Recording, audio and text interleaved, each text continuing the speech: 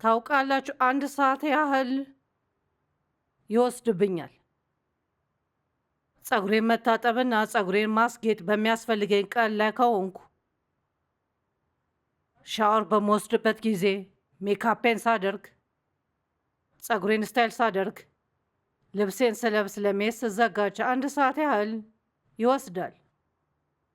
ያንን በየቀኑ አደርጋለሁ፣ ምክንያቱም ስወጣ ጥሩ መስዬ መታየት ስለምፈልግ ነው።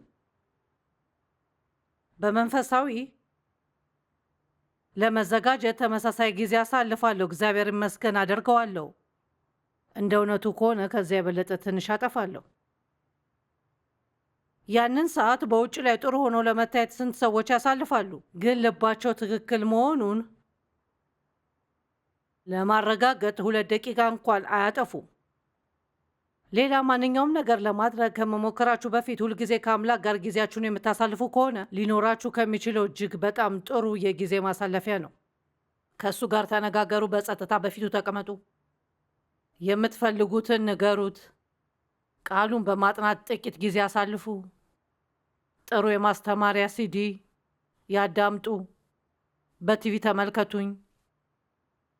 ቃሉን በእናንተ ውስጥ አግኙና እግዚአብሔር የሚፈልገውን ነገር በማስታወስ ራሳችሁን አነቃቁ።